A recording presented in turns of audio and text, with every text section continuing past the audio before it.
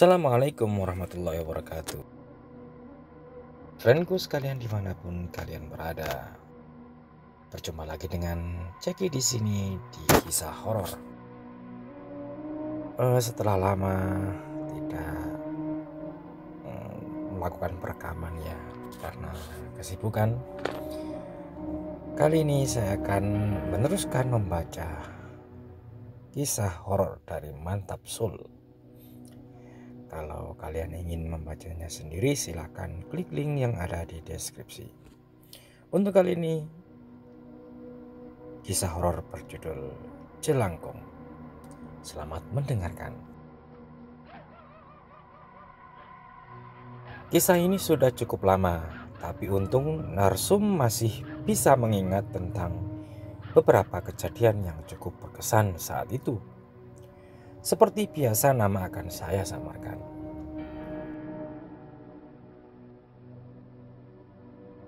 Kisah berawal dengan pindahnya si Ayu ke sekolah swasta. Ayu ini termasuk anak yang gampang bergaul dan sedikit nakal. Saat itu si Ayu sedang senang-senangnya dengan acara dunia lain. Pelajaran gak digubris, malah cerita soal uji nyali. Sampai beberapa hari hal itu berlangsung hingga tanpa sadar anggotanya bertambah. Sebut saja Mawar, dia mengaku bisa berinteraksi dengan makhluk gaib.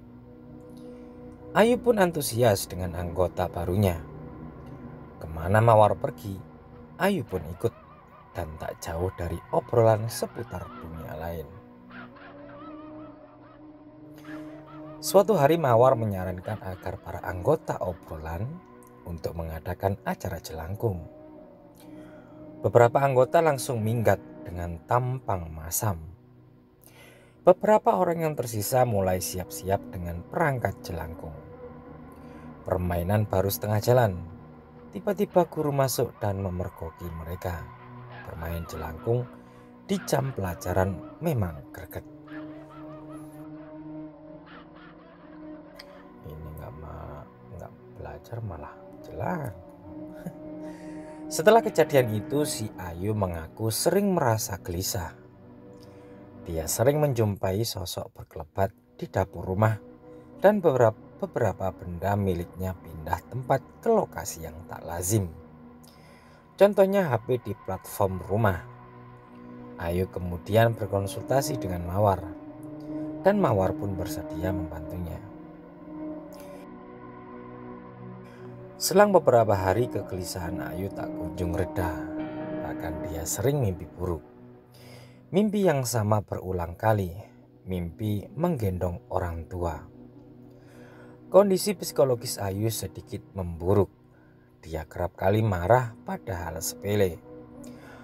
Keluarganya tak sadar, dikira dia sedang waktunya. Mungkin lagi gitu. Tapi kejadian itu berlangsung hingga liburan sekolah. Ayu semakin dekat dengan Mawar, walaupun grup ngobrolnya sudah tidak aktif. Saat liburan, Mawar diajak ke rumah nenek Ayu di desa. Sekitar 2 minggu, si narasumber tidak ketemu Ayu. Keluarga Ayu bilang kalau dia sakit, tapi gak boleh dijenguk. Lalu tak lama Ayu pun sudah bisa keluar rumah. Kelopak matanya hitam dan di pergelangan tangan membekas warna merah. Ayu mengaku terpaksa diikat di ranjang oleh keluarganya.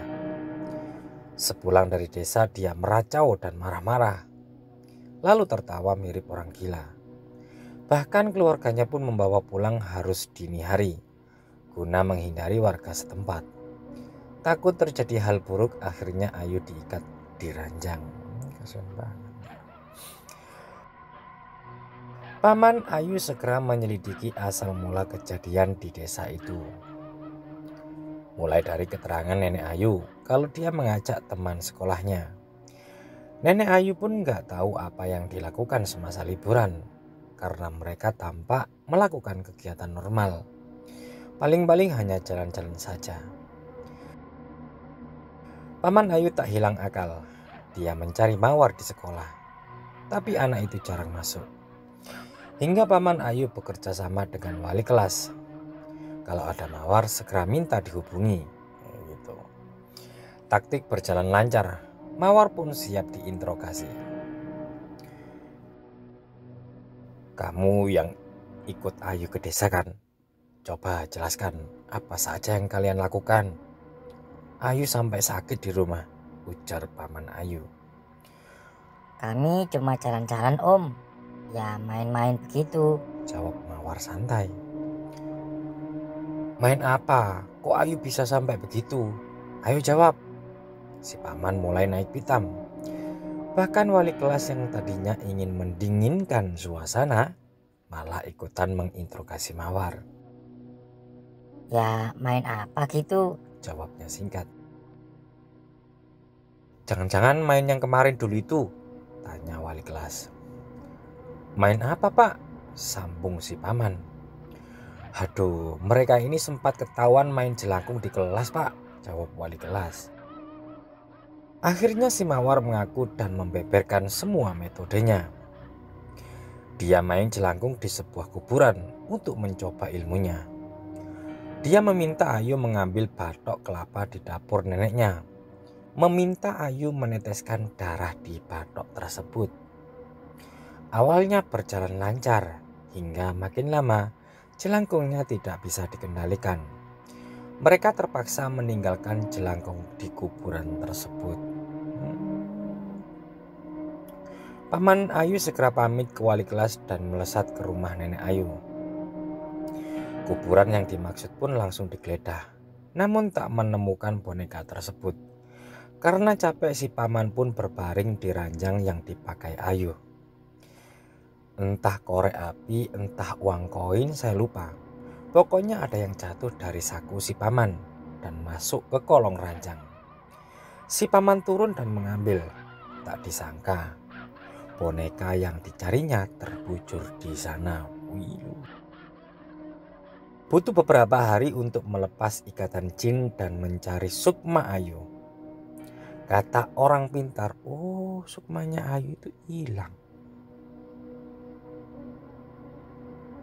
Kata orang pintar, Ayu seperti membuat kontrak dengan jin tersebut. Prosesi pun berakhir. Boneka itu dibakar oleh orang pintarnya. Tak lama Ayu pun sadar. Dia mengaku dikejar makhluk kayak babi hutan, lalu disekap di tempat gelap. Setelah kejadian itu terungkap, Mawar tak kunjung datang ke sekolah lagi. Misteri siapa itu Mawar dan ilmu apa yang dianutnya hingga kini masih jadi misteri. Bahkan sempat ada rumor kalau nama Mawar tak pernah terdaftar di sekolah itu.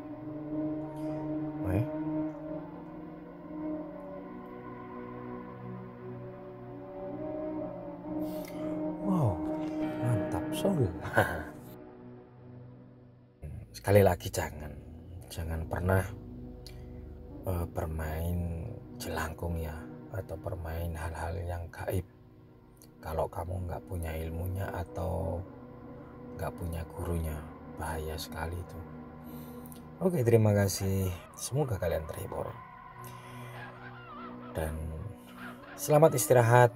Semoga malam ini kalian tidak mimpi buruk. Assalamualaikum warahmatullahi wabarakatuh.